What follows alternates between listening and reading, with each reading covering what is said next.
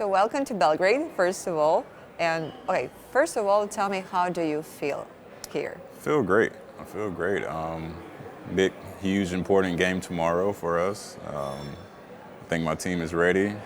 We had a flight today, but we're a little tired. But hopefully, we get enough rest tonight to actually enjoy ourselves tomorrow.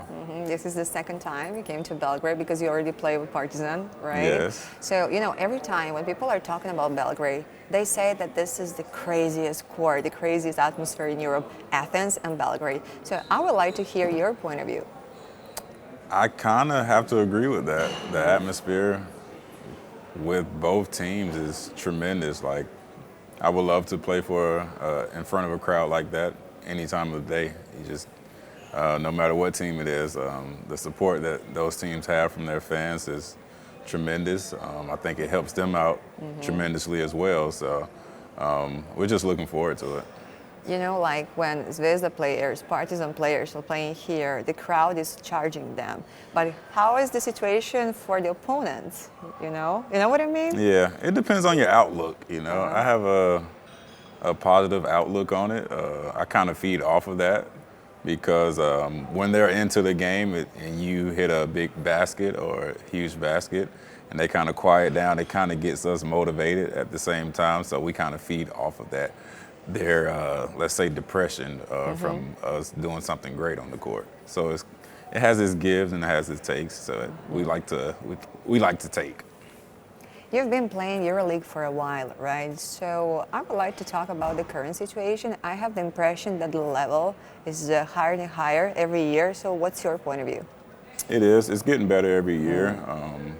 Especially this year, we have a lot of guys come from the NBA over here. I think it's beginning to get more coverage, EuroLeague itself. A lot of guys are actually paying more attention to EuroLeague and seeing what kind of competition it is. So it's a great look for the league, but it also makes it harder for the guys that's been here for a while, like myself, just seeing all the talent that's coming in. But it's just a challenge within itself, and I love challenges, so it's great. Yeah, now I wanted to ask you this. So there is a big competition. A lot of players are coming here. I have the impression that even for the players in the States, now the EuroLeague is very attractive. And as I said, a lot of competition and not that many places where to play. So how to survive nowadays in basketball, in European basketball? Grinding. That's all I have to say about it. I just grind every day, grind like you're trying to make the team for the first time. And the work will prove itself. The work will show for itself. And you come out there and give your all every day, and the coaches notice that, fans notice that. So you just give your all every day, and more than likely you will have something to look forward to. You started the season very good. Like, you won Real Madrid. You're playing in the new arena, so how do you feel now playing in the new arena? And how is the atmosphere in the team? Because you started very good, so do you have another motivation? Well, we're always motivated. Like you said, we're having a great start, but we can't let up. We're still motivated. We're still hungry. Everyone wants to go out and give their all every time they step out on the court. Pretty much everyone knows their role on the team. I think that helps us out tremendously.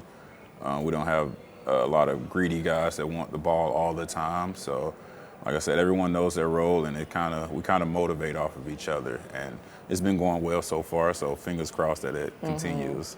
Teams like Real Madrid and others are not doing that good in the EuroLeague this season. And we know that, as the EuroLeague said, every game matters, so every time can change it. In 2-3 rounds, everything can change it. But do you think that in the EuroLeague this season, any team might surprise the others? I would think so. I feel like it's that way every year. But this year more so because, you have a team like Zalgiris at the top. They started off doing well. I feel like any team can beat any team. The bottom team can have a great night one night and beat the team at the top. It's like you said, every game matters. So you have to go out there and give your all. You can't really take any team for as a disadvantage. So you have to come out and give 40 minutes every night. Who is the strongest team in the EuroLeague? Maybe it's difficult as a question. It is difficult. I mean, we haven't really played everybody yet, so Yeah. it's kind of hard to say. But it's a lot of great competitors out there. I always said it's not only about the strongest team, like the bigger names. It's about a chemistry, you know? Like, who do you think have the best chemistry? Okay, let's put it like this. Who has the best chemistry? I would say we do. Okay. I take it. It's good. Yeah. I mean, no one expects us to do well year in and year out, but we've had a great start so far.